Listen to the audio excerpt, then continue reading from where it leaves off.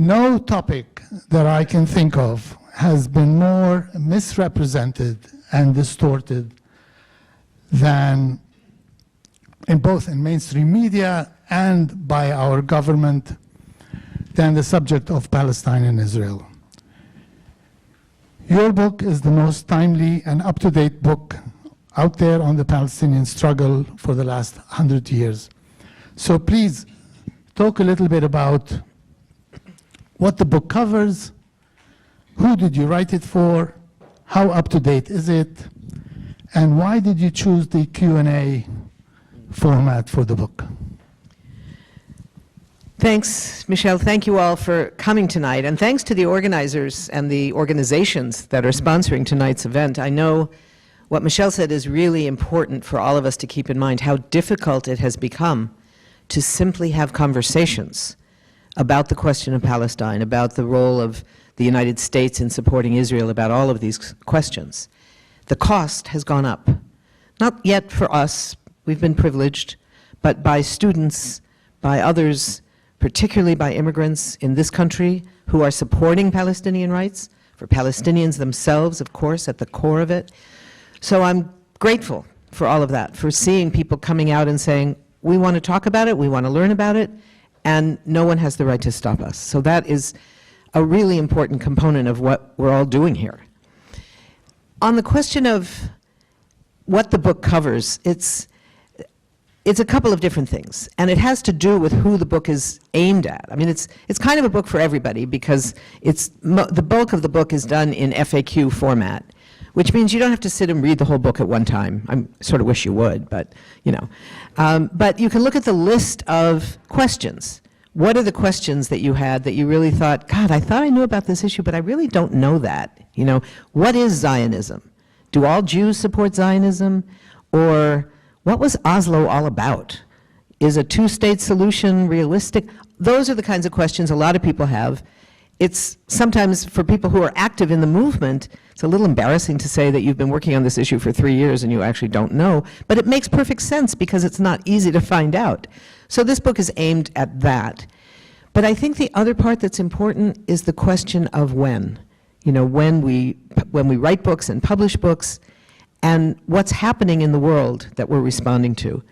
Because one of the things that I think is so important is understanding that how we come to understand and act on what the world is around us right now, and how we understand history, has everything to do with when you start the clock.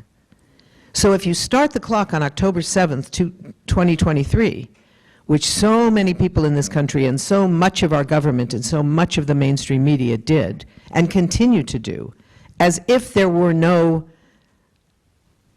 issues that created the crisis of October 7th, you're going to get one version of history. If you begin your clock, if you start your clock, say, 17 years before that, in 2007, when Israel imposed the full blockade of the Gaza Strip, and suddenly you had 2.5 million people living behind walls in what amounted to an open-air prison, only able to eat the limited amount of food that Israel decided was sufficient, and they decided very explicitly that sufficient meant calorie by calorie per person. How much food should be allowed into the Gaza Strip had everything to do with the minimum amount of food people needed to survive. And it was public. They said in the cabinet meeting, we want to put the Palestinians on a diet, but not starve them to death yet. That became important. If you start the clock earlier than that, in 1967, when Israel first militarily occupied the Gaza Strip, along with the West Bank, the occupied East Jerusalem, the Syrian Golan Heights, the Egyptian Sinai Peninsula, you would get still a different version of history. And if you started in 1948 with what Palestinians call the Nakba, the catastrophe of the expulsion of 750,000 Palestinians dispossessed of their land, forced to become refugees, you would get still another. And you could go back as far as you want to the origins of Zionism, whatever. So all of that has to do with when you start the clock. And we decided we needed a resource for people that starts the clock far back. The origins of Zionism doesn't start in the Bible, I'm sorry for that. But it starts with when Zionism started at the turn of the 20th century and comes forward all the way up to the epilogue, which was the 2024 election. Well, it doesn't really just give you the historical background, the facts, and the legal arguments. I think it is the best tool for students, for activists, for those who would like to engage in informed debate. This is where the pitch, my pitch for the book ends. Good.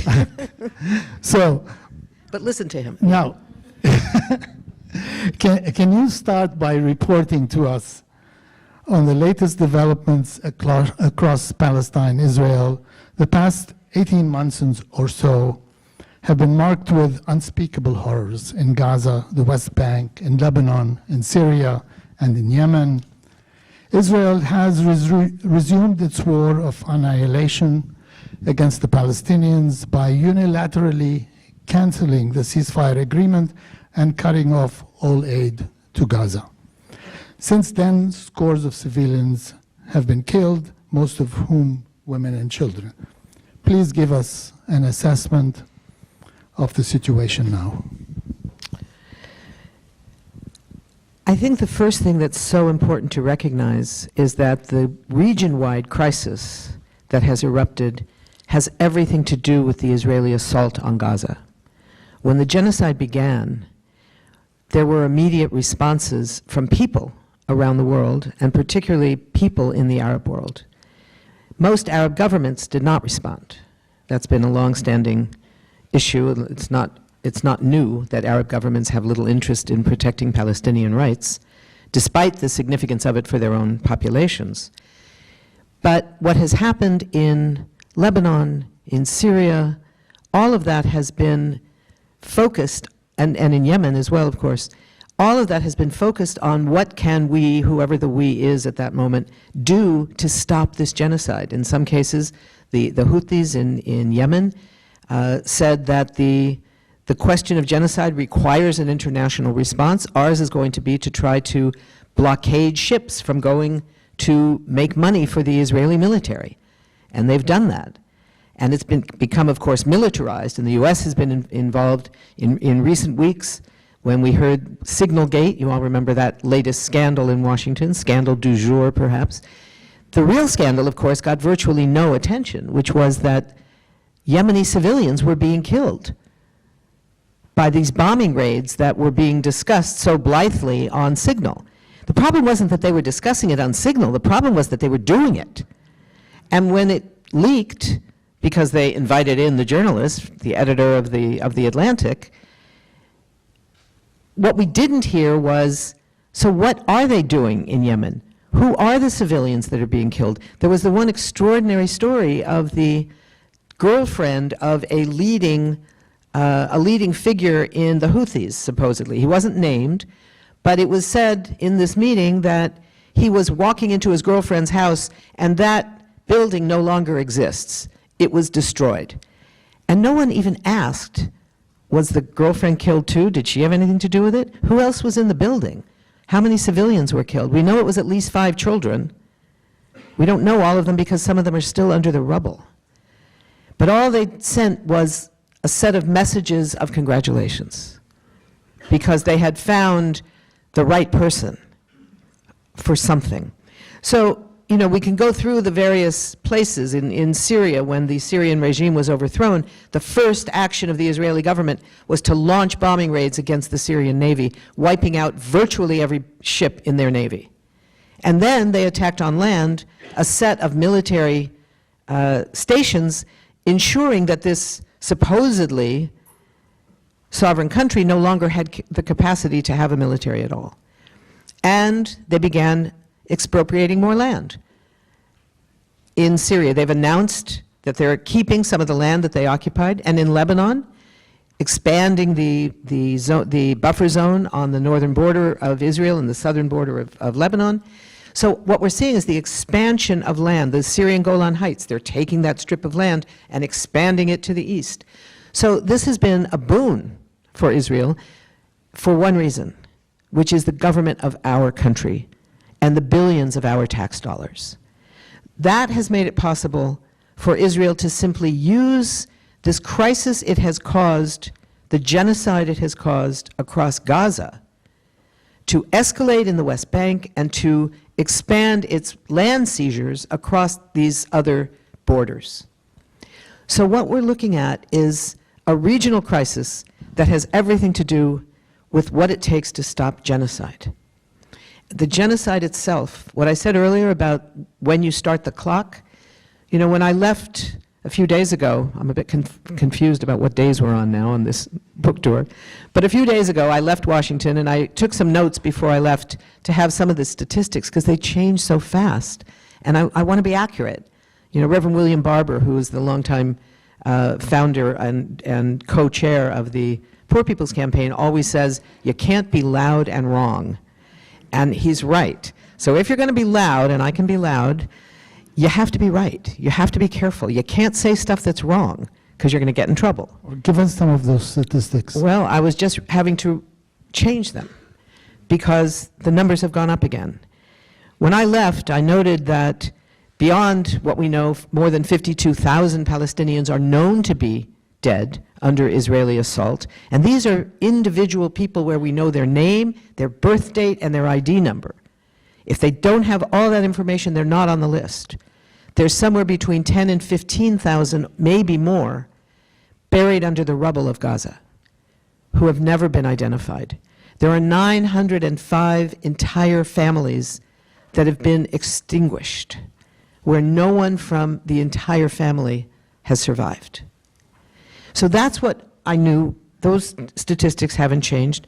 But I also knew that of the 17,000 plus children among those 52,000 that have been killed, there were another 322 that had been killed just since Israel decided to break the current ceasefire on March 2nd.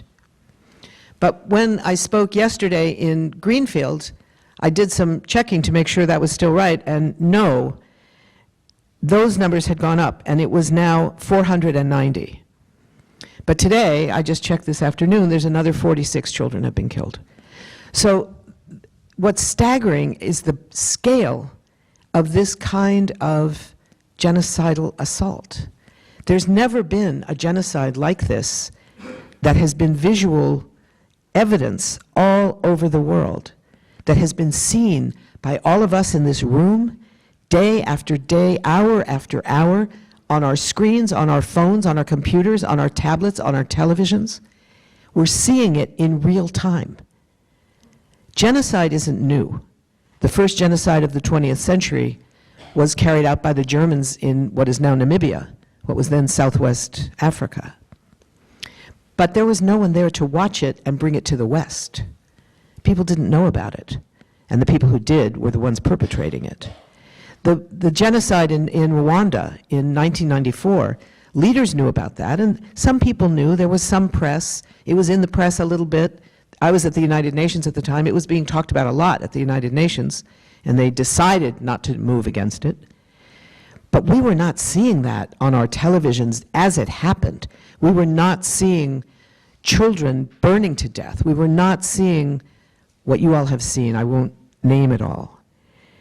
But we are still seeing now, with this escalation, there's been more than 1,000 people killed in the West Bank in what Palestinians are calling the Gazification of the West Bank. And this, too, is not new. This is the other thing. What's new is it's happening at such a scale, in such visibility. But the notion that Israel is trying to create what never existed, which is a land without a people, is underway as we speak and has been for 75 years or more. So that the idea that you could expel people in a large scale, Sharon's plan in 2005, what he called the Jordan is Palestine plan, was exactly this: force all the Palestinians in Gaza, in the West Bank, and in occupied Jerusalem out of their land to Jordan and make Jordan Palestine. I mean, yesterday, Netanyahu, Trump, at the White House during the meeting, they sent a clear message that only they control life, death, and the future of Gaza and the entire region. Trump and Netanyahu talked about their plan to have Palestinians voluntarily leave Gaza. They both care so much about the 2.3 million Palestinians in Gaza that they want to give them a better life somewhere else. Yeah. You know what he said? He said, oh, plenty of countries are willing to take Palestinian refugees. Are they doing this from the goodness of their heart or the evilness of their minds? And is there such a thing as a voluntary ethnic cleansing? Ethnic cleansing is not voluntary. What is being called voluntary departure is not voluntary. What Netanyahu said, he has a three-part plan for Gaza. First, we'll get back the hostages by escalating. It's almost impossible to imagine it can escalate, but it can, and it will. First, we will get the hostages back by escalating the military assault on Gaza. Second, we will eliminate Hamas. And then we will arrange the voluntary departure of all the rest of the Palestinians for his version, of course, of a beachfront property on the Mediterranean. And that kind of ethnic cleansing is very much what was at stake in 1948 in the Nakba. The idea was to create a land without a people by getting rid of the people on the land. And that is what is now moving forward at this extraordinary, murderous pace. And one of the important things about this, and it goes to, I will say another thing about the book. Another whole section in the book is about what South Africa has taken the lead on in the International Court of Justice. In the question of genocide, which is of course a legal issue in international law, almost every country in the world is a signatory to the Genocide Convention. And unlike a lot of international law, which is really hard to understand and is designed to be kind of opaque and not accessible to most people, the genocide definition and the Genocide Convention is actually pretty simple to understand. Two things have to happen for an act of violence to be considered genocide. First, it has to include at least one of 5 specific acts of violence against a group. So it can be killing people in the group, injuring people in the group, creating conditions that make it impossible for the group as a group to survive. You don't have to kill anybody to commit genocide. You can commit genocide by massive killing and massive injury, but you don't have to. You can just throw them out and make it impossible for them to survive because you've destroyed their homes, destroyed any shelter, destroyed the water treatment system, destroyed the electrical generating plant, destroyed almost every hospital, every school, every university. That's genocide, an act of genocide. But to be genocide, you need a second thing. That's the first. The second is you need the specific intent to get rid of that group, right? If you just go and kill a bunch of people somewhere, it may or may not be genocide. It has to be with the intent to get rid of these people, to get rid of this group. And usually, it's very difficult to prove that. How do you prove what's in somebody's mind? How do you prove intent? Well, this time around, it was pretty damn easy, because Israeli officials, from the prime minister to the president to the secretary, the minister of defense, to the military leaders, to leading intellectuals and academics and poets and songwriters, and the military leadership and the military forces on the ground all talked about it. They talked about it as, these are human animals and we will treat them as such. They talked about it as, there are no civilians in Gaza. They are all responsible. And why was this language so familiar to many of us in this country? This was the language of the Indian Wars of the 1860s and 70s. Some of you will remember the Sand Creek Massacre, where a leader, a military official who was commanding a group that had just come back from fighting the Civil War, who happened to be a Methodist minister by coincidence, he ordered his troops to kill a group of indigenous native people on the banks of Sand Creek.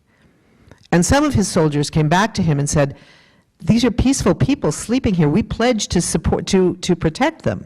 We can't just go kill them. There's kids there, old people.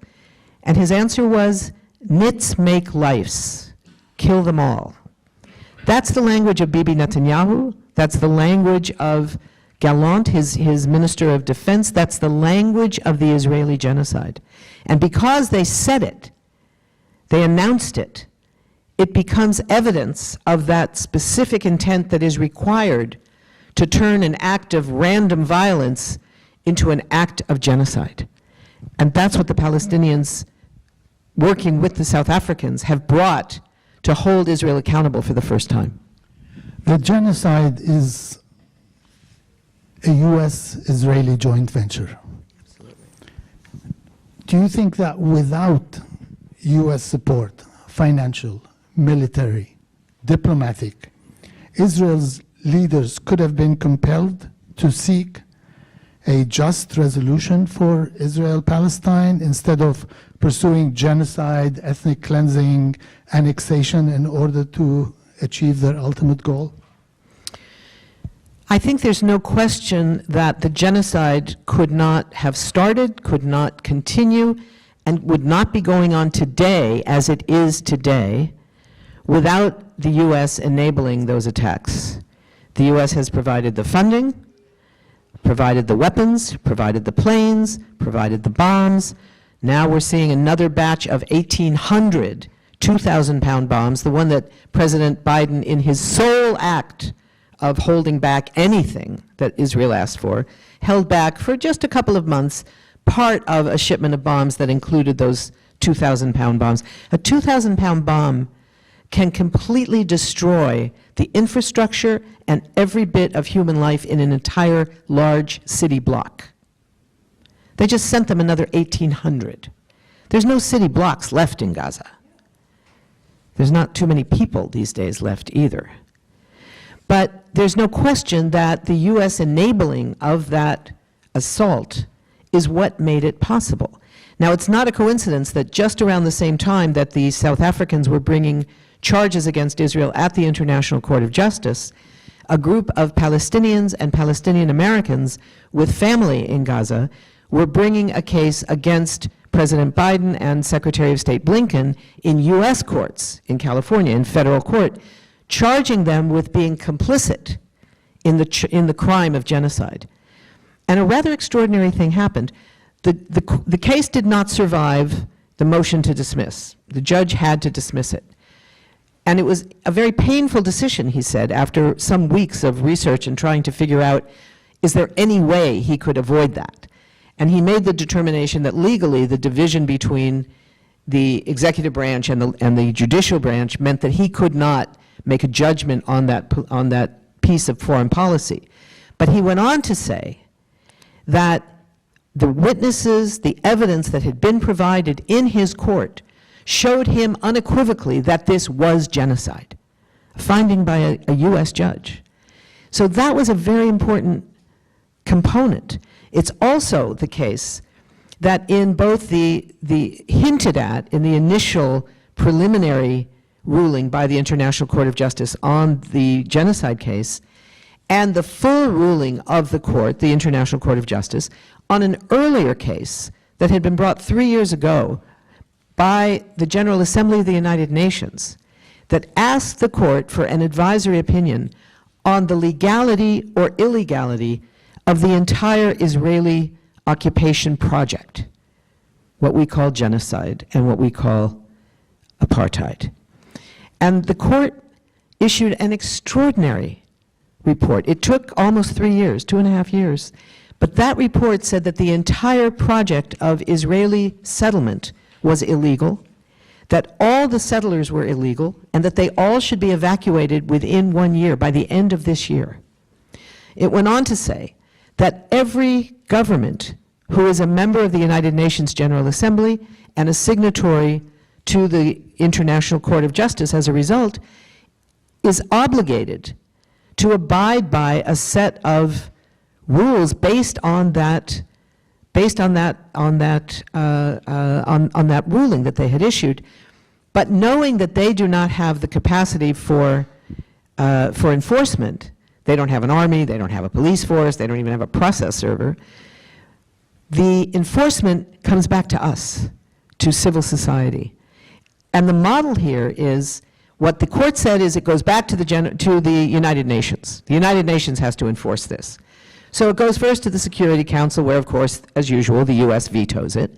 But then it goes to the General Assembly, where there's no veto. And they pass this amazing resolution based on the court's decision that all of the occupation is illegal, that all the settlers must be evacuated, that no country should be selling arms to Israel or buying arms from Israel, that there should be an economic boycott,